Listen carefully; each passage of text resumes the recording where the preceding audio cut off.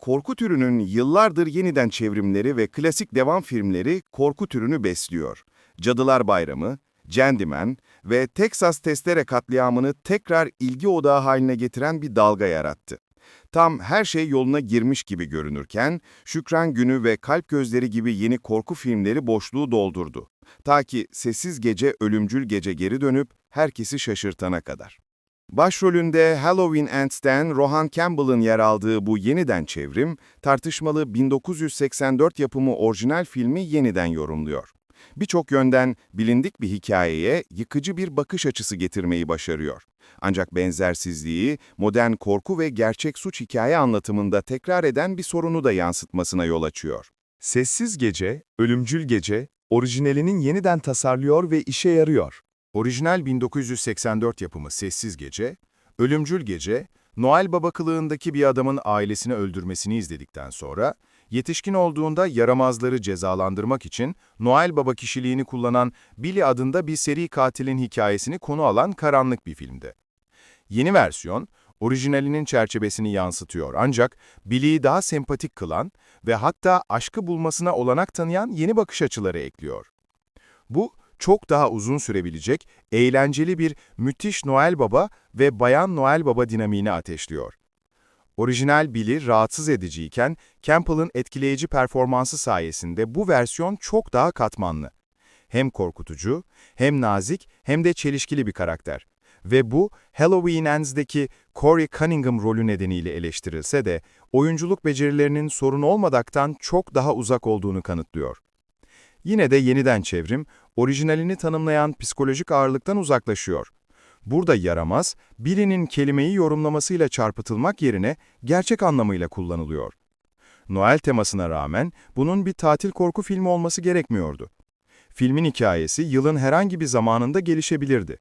Tatil ortamı olay örgüsünü neredeyse hiç şekillendirmiyordu. Seriden tamamen ayrı dursaydı, daha güçlü bir film ortaya çıkabilirdi. Yapımcıların yeni yaklaşımında gerçek bir çekicilik var. Film farklı olmaya cesaret ediyor ve her şeyden önce kendine sadık kalmaya çalışıyor. Sağlam performanslar ve gerçekten şaşırtıcı olaylarla dolu. Ancak izleyiciyi cezbetmeyi amaçlayan bu isim, filmin ne olabileceğini sınırlandırıyor ve onu kült klasik statüsünden alıkoyuyor. Sessiz Gece, Ölümcül Gece'nin cinayetleri kanlı ama mesajı bulanık. Gerçekten harika katiller öldürdükleri adamlarla yaşar ve ölürler. Orijinal Silent Night, Deadly Night'ın en ünlü kısmı Ren geyiği boynuzu öldürme sahnesiydi ancak ne yazık ki yeniden çevrimi bu kadar iyi değil. Billy'nin Noel Baba kostümü giymiş insanlarla dolu bir odada seri katilden katliam ustasına dönüştüğü dikkat çekici sahnede dahil olmak üzere akılda kalıcı sahneler sunuyor. Ancak film her cinayeti kurbanlarını hak eden olarak resmederek sürekli olarak haklı çıkarıyor. Ve bu da izleyiciyi Billy'yi açıkça desteklemeye yöneltiyor. İşte mesajının düğümlendiği nokta da burası. Tartışmalı canavar Jeffrey Dahmer hikayesi gibi son dönem gerçek suç dramaları, seri katilleri sempatik bir şekilde çerçeveledikleri için eleştirilere maruz kaldı. Orijinal Sessiz Gece, Ölümcül Gece, Billy'nin neye odaklandığına ve hayatının trajik olmasına rağmen eylemlerini mazur göstermediğine odaklandığı için gerçek bir suç hikayesine daha yakındı. O dönemde cüretkar ve tartışmalı bir film olmasının yanı sıra, modern çağda bir katilin zihnine özgün bir bakış açısı da sunuyordu. Ancak bu yeniden çevrimde, Billy, çılgın bir katilden ziyade bir kanunsuz olarak ele alınıyor. Yüceltilmemesi gereken katillerin yüceltildiği bir dönemde, bir oda dolusu Noel Baba'yı akıl hastası olduktan sonra öldürse veya masum birini öldürmek için yaramaz tanımını çarpıtsa, izleyicilerin nasıl hissedeceğini görmek ilginç bir fırsat olurdu. Sessiz Gece, Ölümcül Gece yeniden yapımdan daha fazlasını hak ediyor. Sessiz Gece, Ölümcül Gece ismi ve tartışmalı serisi nedeniyle geri planda kalan bir film. Suçluları cezalandırmak zorunda kalan bir adamın hikayesi yeni değil.